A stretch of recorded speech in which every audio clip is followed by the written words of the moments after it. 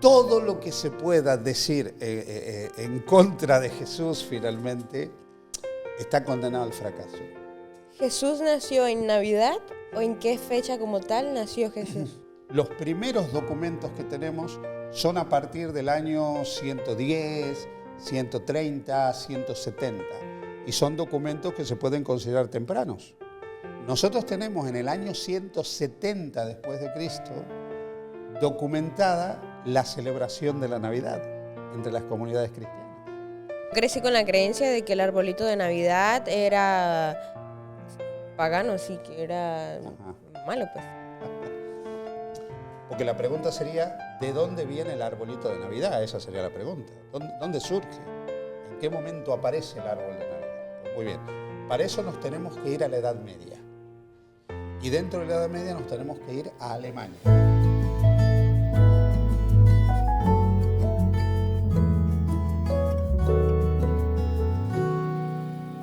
Hola chicos, bienvenidos nuevamente a tu podcast preferido, el podcast Sin Fronteras. El día de hoy tenemos un invitado súper especial, que es aquí nuestro pastor Daniel, y vamos a hablar sobre el tema de mitos de la Navidad. Así que los dejo con mi compañero Ismael. Sí, buenos días, buenas tardes, buenas noches, donde quieran que nos vean. Bueno, como ya me adelantaba, tenemos muchas preguntas, muchas dudas acerca de los mitos de Navidad y para eso pues tenemos ya aquí a nuestro pastor Daniel, que es nuestro invitado especial, y vamos a lanzar la primera pregunta para todos. Dice, pastor, la pregunta, pensamiento de la iglesia a las decoraciones de Navidad. ¿Está bien, está mal? ¿Puedo poner un arbolito en la plataforma? No, cuéntenos ahí, vaya su experiencia. Bueno, lo importante es tener en cuenta que cuando nosotros hablamos de iglesia, no hablamos de una iglesia que culturalmente comparte exactamente lo mismo. Así que mucho de lo que tiene que ver con la decoración navideña depende de la cultura de la iglesia. Si tú, por ejemplo, me dices, por ejemplo, una iglesia en Estados Unidos, lo más normal es que como culturalmente no existe el problema de la decoración navideña, las iglesias sean decoradas con motivos navideños. También depende de la congregación, si es en el mundo luterano, en el mundo anglicano, no hay mayores problemas. En otras comunidades religiosas depende de la cultura propia de ese colectivo, cómo se ha desarrollado históricamente eso. Ahora, en principio nosotros tenemos que entender que cuando hablamos de decoración estamos hablando de eso. O sea, yo creo que nadie creería que poner un muérdago en una iglesia es porque adoramos al muérdago, o si ponemos un árbol es porque adoramos a un árbol. De la misma manera que nadie usa una corbata pensando en que esta corbata representa un obelisco y el obelisco está indirectamente asociado con un dios pagano que era Nimrod. O sea, hay cosas que son costumbres y que no tienen nada de malo realmente. Una cosa es la decoración, otra cosa es la veneración o la adoración que se preste a determinados ornamentos. Entonces todo depende de la cultura de la iglesia y en principio no tendría que haber problema en decorar una iglesia con los motivos que fueran. ¿La decoramos para bodas o no a una iglesia? Sí, claro. Entonces, ¿qué problema hay con decorarla para un cumpleaños? Ninguno. Bueno, este es el cumpleaños de Jesús, vamos a decir, ¿no? Entonces, decorar una iglesia para el cumpleaños de Jesús no tendría básicamente ningún problema, porque no entendemos los ornamentos como una cuestión de veneración, de adoración, son ornamentos. Y eso pasa en todo sentido, porque si yo de pronto ahora pongo una serie de retratos acá mismo, ¿no? Pongo aquí un cuadro de María, un cuadro de José, un cuadro de Jesús, un cuadro de Pablo, uno de Pedro. En principio no habría ningún problema, porque son simplemente ornamentos ilustrativos de algo. El problema es cuando nosotros a eso le damos de alguna forma un valor litúrgico y creemos que eso tiene algún valor espiritual o le rendimos alguna adoración, culto, veneración o pleitesía. Ahí estaría el problema. Pero la adoración per se, navideña o de cualquier otro tipo, no es un problema en sí. Ok, muy bien. Pasamos con la siguiente pregunta. ¿Alguien más quiere hacerle? Vale, bueno, voy a hacer la segunda pregunta que dice, ¿es malo hacer creer a los niños que existe un niño Jesús que trae regalos en Navidad, pastor? Bueno, a ver, aquí entramos de nuevo en el aspecto cultural, ¿no? ¿Quién trae los regalos en Navidad? ¿Vale? Entonces, fíjate, vuelvo a tema cultural. Los que venimos de países hispanohablantes es el niño Jesús. Aquí normalmente los regalos vienen para el 6 de enero y lo traen los Reyes Magos, ¿no? Entonces, aquí hay un punto que es muy importante. El niño vive en una estela de cognición que no es la del adulto. Entonces el niño cree lo que nosotros le digamos, pero no le afecta esa creencia.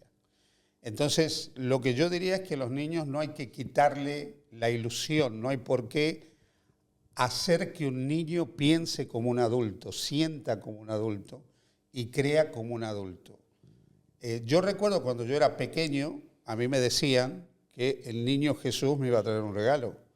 Y cuando yo me despertaba en la mañana, pues yo me sentía tremendamente feliz al ver el regalo. Y eso a mí me conectaba con una creencia, me conectaba a Jesús, porque yo siendo un niño no podía creer en el Jesús que creía mi mamá y mi papá, el Jesús del adulto. Entonces el niño necesita formar sus imágenes de Jesús, necesita también creer en Jesús. Entonces al niño no está mal hacerle creer en el niño Jesús y que de alguna manera ese niño interfiera en su vida. No hay ningún problema. Nosotros lo que a veces pensamos en el niño como si fuera un adulto. El niño no es un adulto, tú no lo puedes tratar como adulto, ni puedes pretender que el niño sienta como un adulto. Luego hay un elemento que es muy importante y es entender que los niños necesitan de símbolos para desarrollarse en la vida. No solo de símbolos, sino también de creencias y necesitan también la fantasía. La fantasía en el niño también es muy importante, porque ayuda y estimula el desarrollo cognitivo del niño. Entonces, yo creo que a veces planteamos las cosas desde el pensamiento del adulto.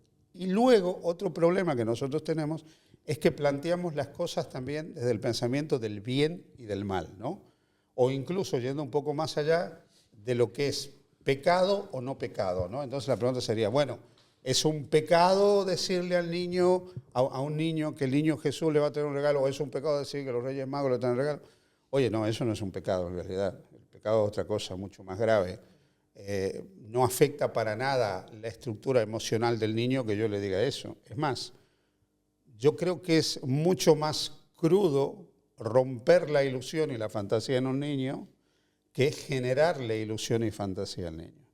Entonces, si nosotros lo vemos eso en términos de pecado, en términos de maldad o cosas por el estilo, es una cosa. Pero si lo vemos desde el punto de vista de la inocencia del niño, para el niño todas esas imágenes, esos símbolos, esas creencias son importantes. No obstante, puede ser que yo me crié en un contexto donde esto era visto tremendamente malo, entonces también se lo voy a transmitir a mi hijo de esa manera. ¿Me entiendes? Claro. Entonces eso también tiene que ver. ¿Sí? Pastor, pues yo personalmente crecí con esa ilusión y fue algo pues muy, muy bonito. Y de cierta manera, ¿qué era lo que me decían? Debes de portarte bien para. Entonces, Y no, de verdad bien, y aún así le traían regalos. Ahí le pero aún así era mostraban. como una motivación que uno tenía porque de una manera u otra, pues claro, nosotros como niños somos muy interesados y todo el tema.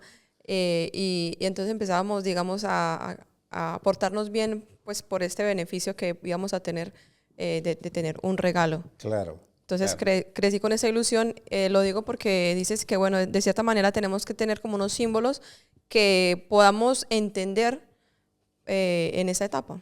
Claro, tú imagínate, un niño, por ejemplo, no puede entender la persona de Jesús desde el punto de vista teológico de un adulto, ¿no? El Dios encarnado que da su vida por la humanidad, no lo pilla un niño eso. O sea, pero sí puede entender al bebé, al niño Jesús, puede entender que ese niño también es significativo en su vida, que es un milagro. Yo lo que creo que hay personas que de pronto dicen, no, yo no le voy a decir esto a mi hijo porque eso técnicamente no es cierto, ¿no? Pero yo creo que ellos no están entendiendo la psicología del niño. Y que todos estos símbolos, todas estas imágenes, lo conectan al niño con lo divino, lo conectan con lo espiritual. Y por otra parte, yo os voy a decir una cosa. Tú me contabas el caso tuyo cuando eras pequeña, ¿no? Oye, mis primeras imágenes del poder de Jesús, del poder de Dios para hacer cosas extraordinarias, era porque me traía el regalo. Eso para mí era un auténtico milagro. Entonces, ¿tú quieres que tu hijo crea en los milagros? Pues deja que crea en milagros. Que vea que Dios puede obrar en su vida y que realmente cuando uno le pide cosas a Dios, esas cosas se dan siempre conforme a la voluntad de Dios, porque también a veces yo le pedí al niño Jesús alguna cosa y me trae otra. Y también mis padres, que eran los interlocutores del niño Jesús, me explicaban que la voluntad del niño Jesús a veces era otra. Entonces también era una forma de educar en aceptar la voluntad de Dios, ¿no? Pero claro, un niño de 3, 4, 5, 6 años es lo que pilla. Ya habrá tiempo para que en la vida tú sepas las cosas de una manera, vamos a decir, más racional y adulta, de todo, ¿no?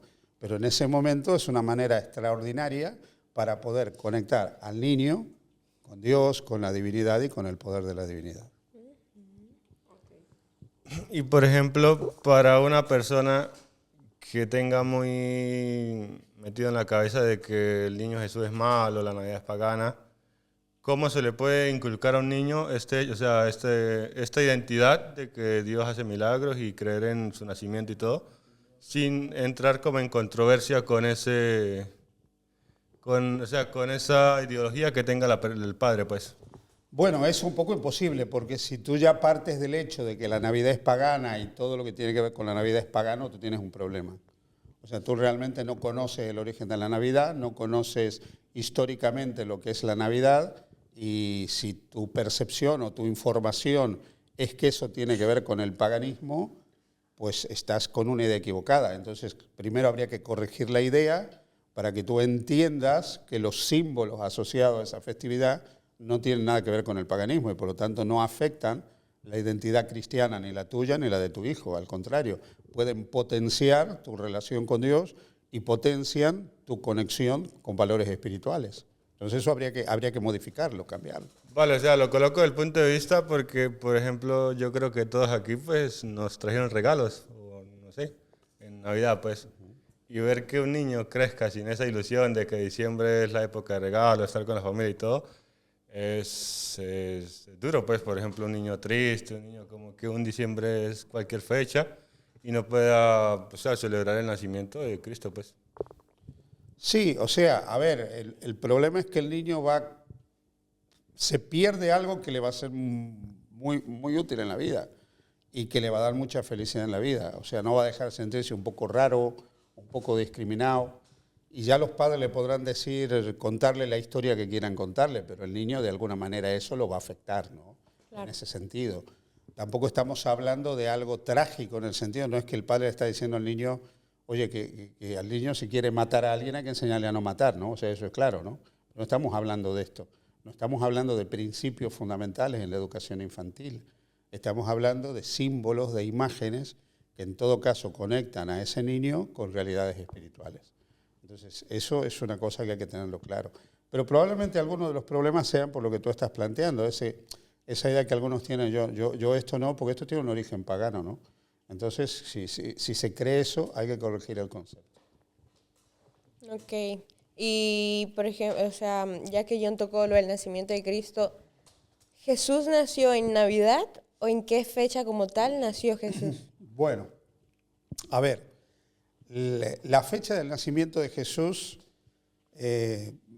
viene dada por diferentes caminos. Primero hay que ver históricamente desde cuándo hay registros de celebración de la Navidad. Nosotros encontramos que el cristianismo es una religión que tiene más de 2000 años. Entonces tenéis que pensar que las primeras comunidades cristianas surgen en el mundo judío. O sea, todas las primeras comunidades cristianas surgen en el mundo judío. Todos los primeros cristianos eran de origen judío. Muchas de las creencias que ellos tenían estaba dado por las ideas judías que ellos tenían en cuanto al Mesías y una serie de cosas. A medida que el cristianismo fue avanzando en el mundo fuera de lo que es Palestina, se encontró con el mundo no judío, con el mundo greco-romano. Pero nosotros tenemos que durante ese periodo, vamos a decir, durante los primeros 100 años del cristianismo, los primeros documentos que nosotros tenemos son los que llamamos los evangelios. Entonces, ¿cuáles son los primeros documentos que hablan de la Navidad? Pues los evangelios. Los evangelios te cuentan la historia del nacimiento de Jesús, te dicen que Jesús nació en Belén, te dice lo de los pastores, te dice lo de los magos que vinieron del Oriente.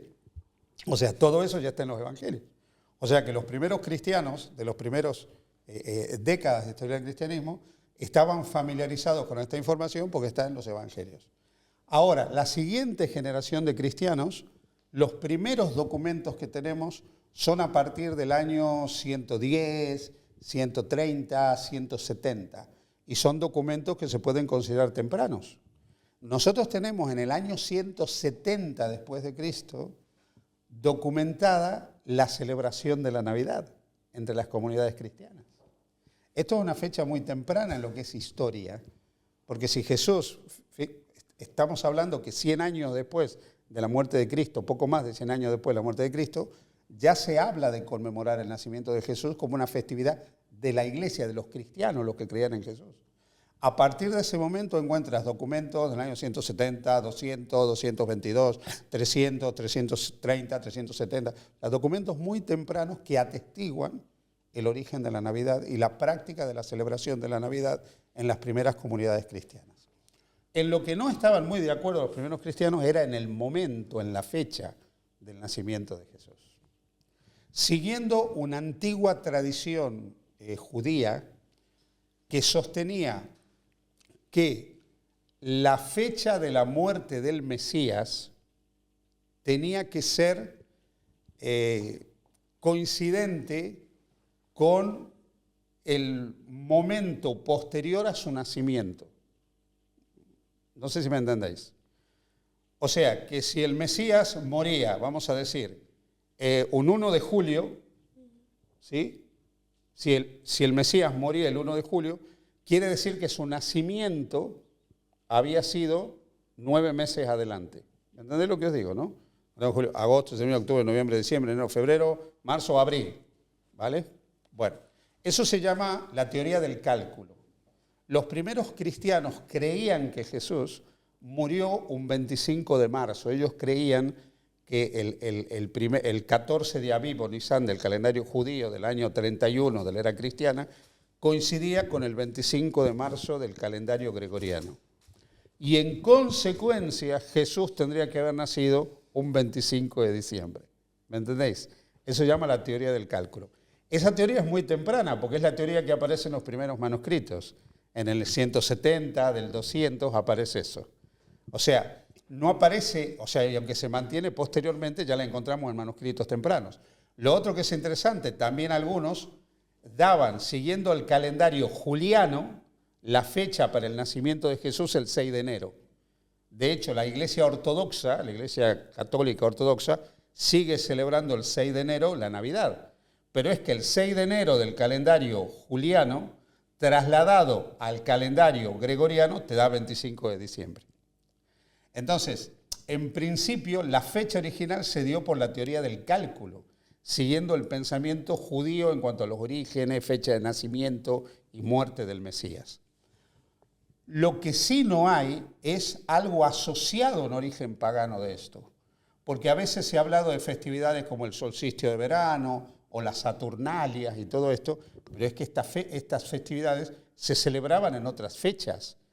O sea, no se celebran el 25 de diciembre. Algunas se celebran en octubre, otras en agosto, otras como mucho el 23 de diciembre, una cosa así.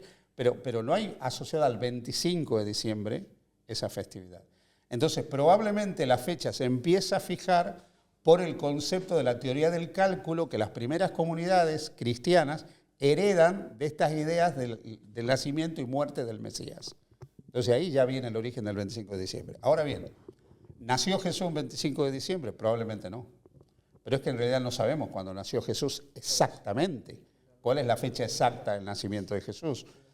Ateniéndonos al texto bíblico, probablemente pues Jesús haya nacido como tarde, no sé, octubre, principios de noviembre. Puede ser como tarde. ¿Por qué?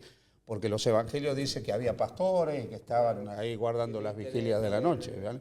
Yo he estado un par de veces en Belén y en el campo de los pastores, un lugar muy bonito que se llama el campo de los pastores, y no puede ser otro, porque históricamente durante miles de años los pastores han llevado sus rebaños a ese lugar y era donde los llevaban en la época de verano.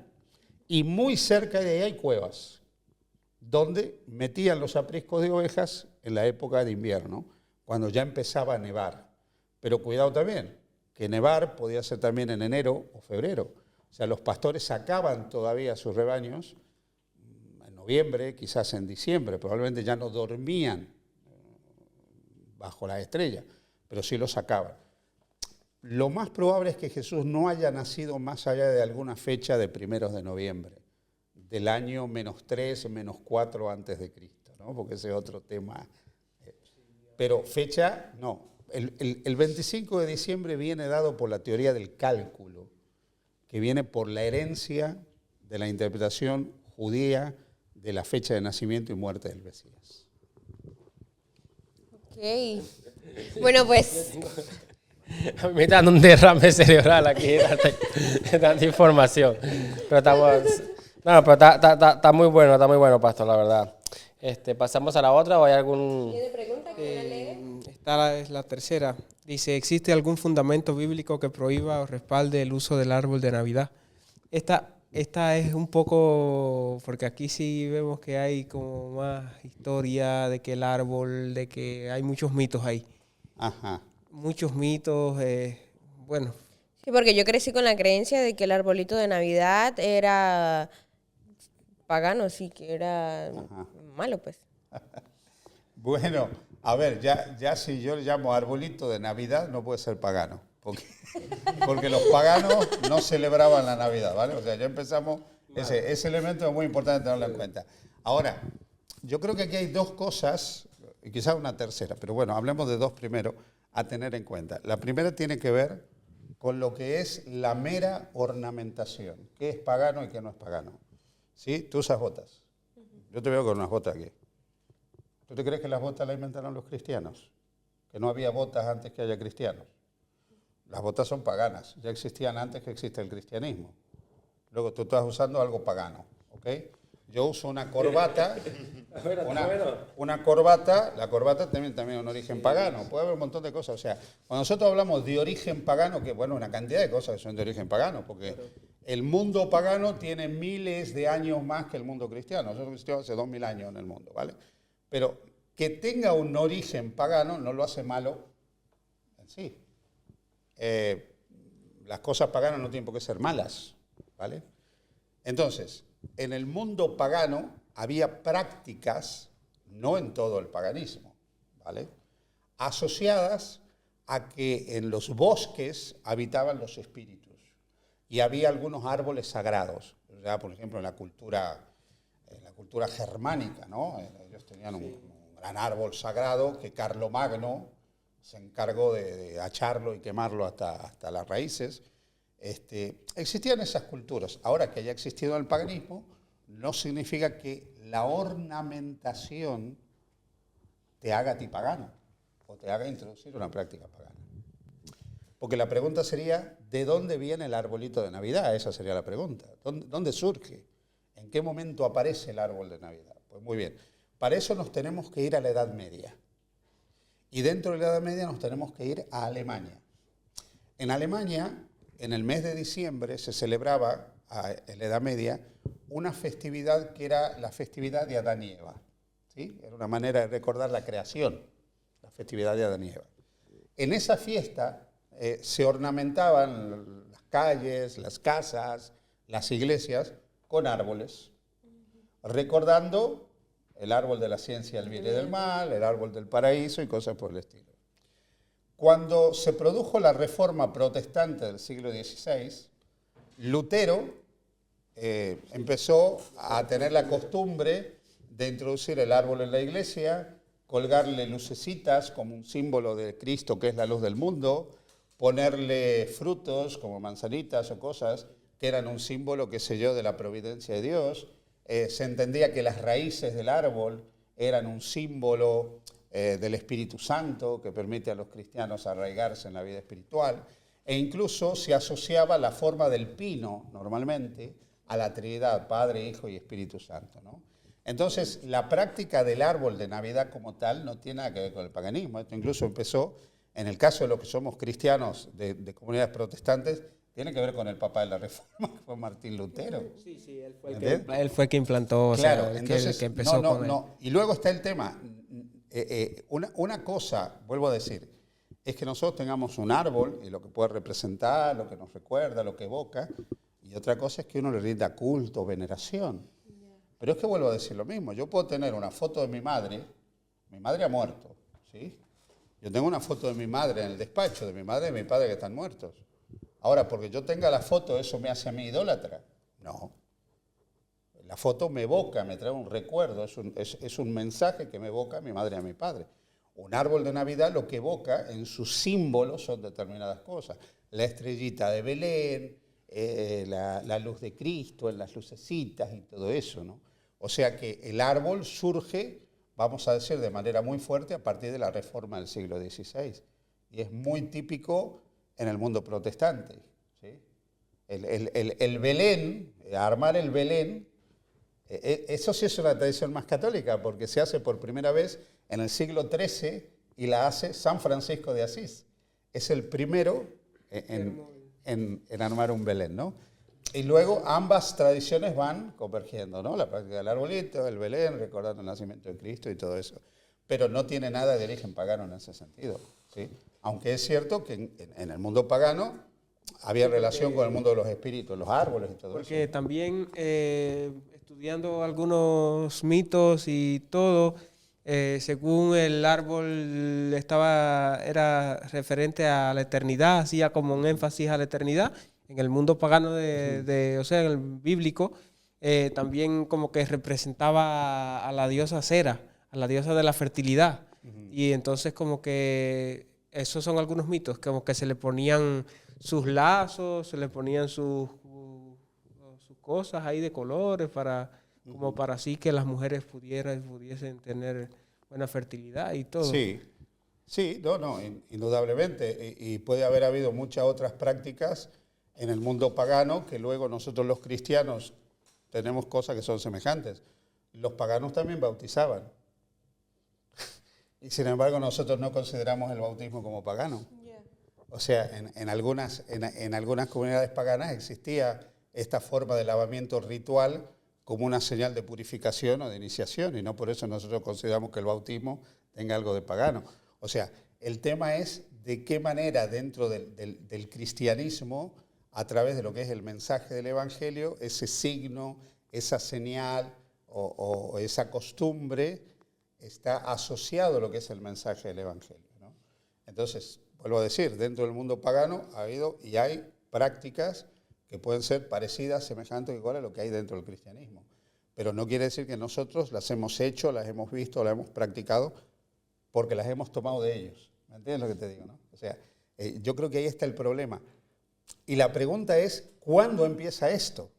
O sea, ¿cuándo empezamos a decir lo de esto pagano? Bueno, esto también tiene su historia. Cuando se produce en Inglaterra el surgimiento del movimiento puritano, estamos hablando del fines del siglo XVI, ¿sí? Fines del siglo XVI, surge el movimiento puritano en Inglaterra. Este movimiento es un movimiento reaccionario contra las iglesias establecidas, la iglesia anglicana, la iglesia católica, ¿no? Entonces, uno de los argumentos del movimiento puritano era que mucho de lo que se hacía en la iglesia tenía un origen pagano. Y ahí es donde ellos empezaron a atacar, por ejemplo, la Navidad, pero no solo la Navidad, muchas otras cosas. O sea, los puritanos llegaron ya a no celebrar en los cumpleaños, porque les parecía que celebrar un cumpleaños era pagano. Los colores podían ser paganos, por eso había que vestirse solamente de negro, ¿no? Entonces, claro, como fruto de la herencia puritana, ha surgido también la creencia, la asociación de la Navidad con elementos paganos. Pero lo cierto es que, aunque en el mundo pagano haya habido cosas semejantes a lo que hay en el mundo cristiano, la historia de la Navidad, los símbolos de la Navidad y las prácticas de la Navidad van por otro camino. Y eso es lo que nosotros a veces no hemos sabido distinguir adecuadamente.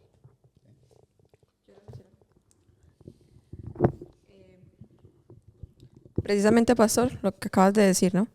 Estaba aquí mirando este versículo que lo encontramos en Primera de Tesalonicenses 5, 21 y 22, que nos habla de examinarlo todo, retener lo bueno, absteneos de toda especie de mal. Y hablabas de una simbología, de cosas que vienen como a raíz de lo que, pues, por qué hacemos las cosas, lo que celebramos y de dónde radica todo. Y a lo que pues concluyo es que ya está en nosotros, el significado que le demos. Bueno, cada uno sabrá por qué y cómo hace las cosas. Normalmente estas fechas, estas temporadas nos gustan a muchas personas. Hay otras personas que de pronto han estado marcadas por estas fechas, son fechas nostálgicas. Y bueno, yo creo que lo importante es que le podamos dar ese contexto, extraer todo lo bueno que de pronto trae todas estas fechas, que son la unión familiar, poder reunirnos, que yo creo que hay muchas familias que solamente se reúnen en estas fechas, porque quizás en el resto del año o en el tiempo anterior de pronto del año no pueden verse por temas de trabajo y sacan estas fechas. Entonces yo creo que es eso, lo que podemos extraer de que podamos sacarle el mayor provecho y disfrutar al máximo. Exacto. Y extraer lo más importante de todo esto, que es que Jesús nació independientemente de la fecha. Y bueno, el objetivo de que Jesús haya nacido es porque vino a rescatarnos, a salvarnos. Exacto. Y a darnos una vida eterna. Correcto. Eso sí.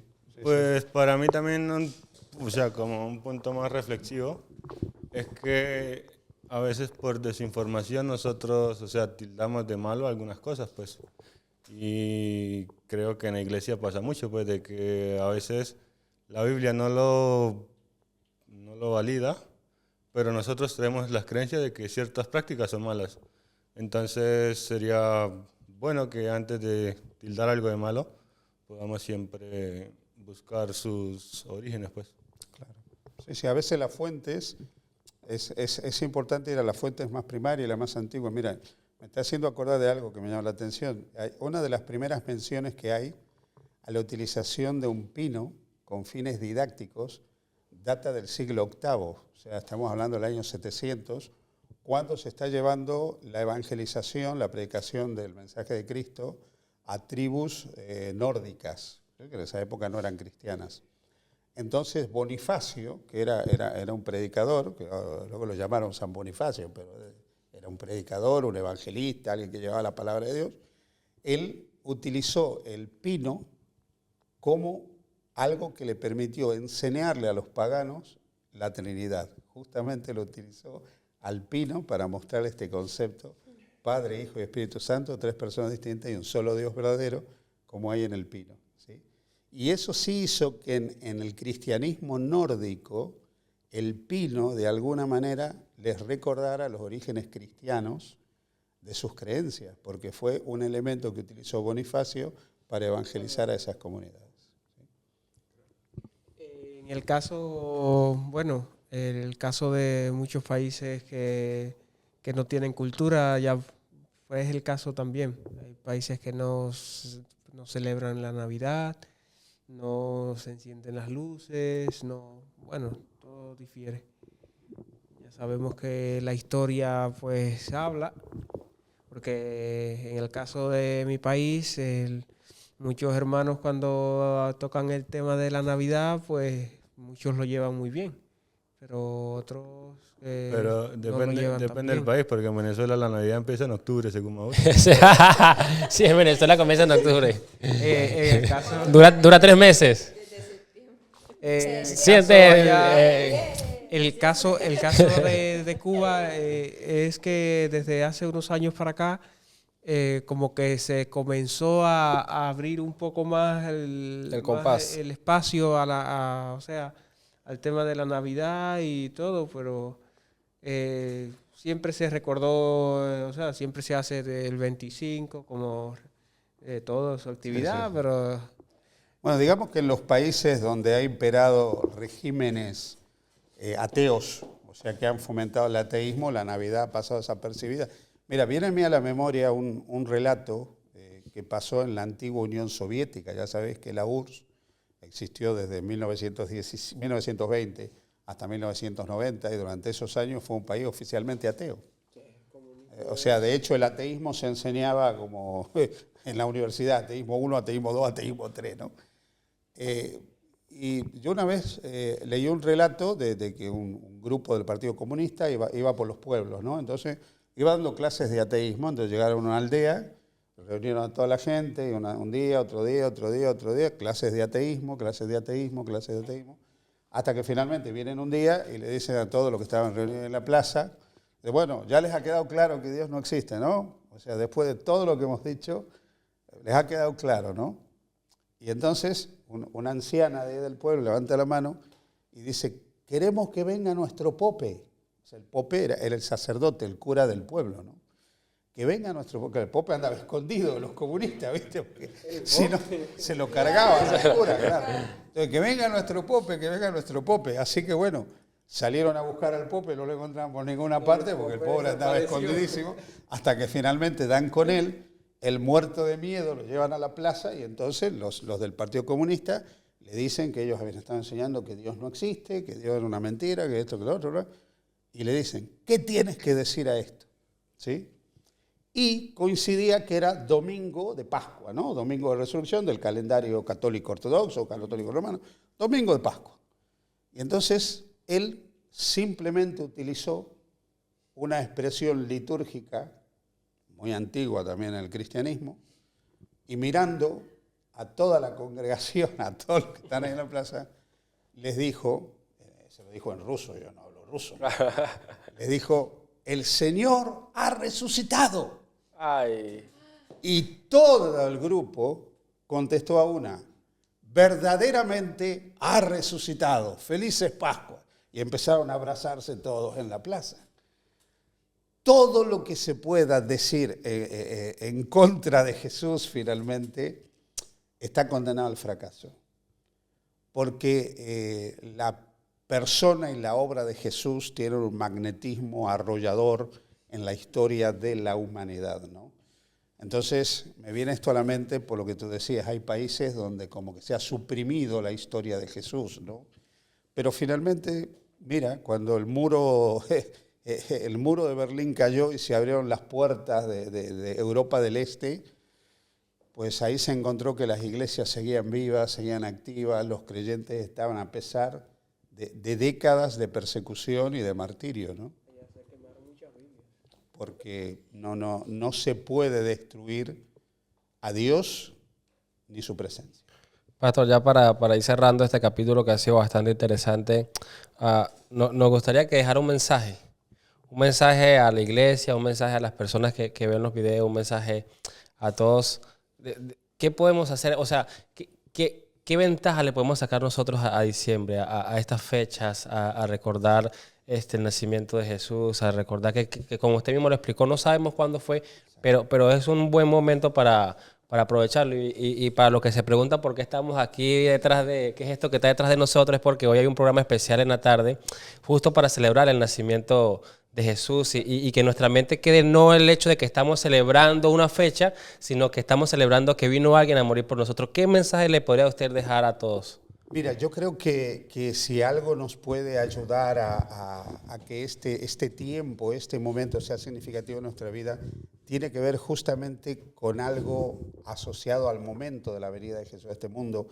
El Evangelio de Lucas, que es el que contiene el Evangelio de la infancia más desarrollado de los 4 evangelios, va mencionando entre algunas cosas que cuando José y María buscan dónde quedar, dónde hospedarse, el texto finalmente dice que van a ir a un pesebre, o sea, a un establo, porque no había lugar para ellos en ningún otro lado, no había lugar para ellos en el mesón, ¿no?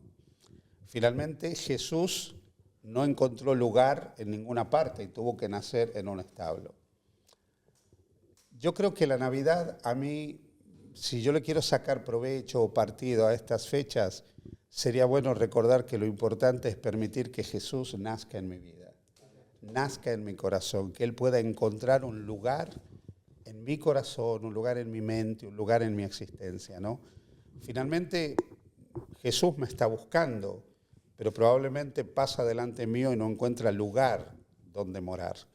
Entonces, esta fecha que me hablan de la venida de Cristo a la tierra, del nacimiento de Jesús, son un buen momento para reflexionar si le estoy abriendo la puerta de mi corazón a Jesús y estoy dejando que Él nazca en mi vida, nazca en mi existencia, viva su vida con y a través de mí. Esta puede ser una oportunidad para que la Navidad sea un auténtico nacimiento de Jesús en mi vida. Amén, muy bien, pues esto fue todo por el tema de hoy. Espero les haya encantado. Nosotros estamos súper encantados con este tema. Esperamos también haberles pues contestado algunas preguntas y si no, pues aquí está el pastor. Y pues nada, gracias. No se les olvide darle like, compartir y pues nada, nos vemos en el próximo capítulo. Chao, chao. Hasta la próxima. Feliz Navidad. ¡Feliz Navidad!